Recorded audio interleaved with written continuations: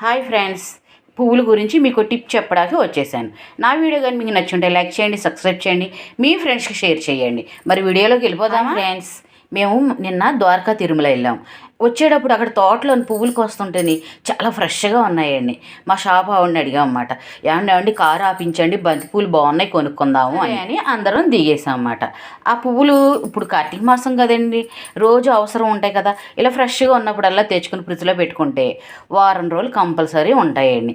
వారం ఏంటి 20 రోజులైనా ఉంటాయండి. మనకి ఇంట్లో ఇలా ట్రయాంగిల్ బాక్సులు ఉంటాయి కదండి, నేనైతే ఇలా కొనుక్కున్నాను. చాక్లెట్ బాక్సులు లైన్గా ఒకదాని తర్వాత ఒకటి పెట్టేసుకుంటున్నాను. నలక్కండి అన్నమాట పువ్వులు.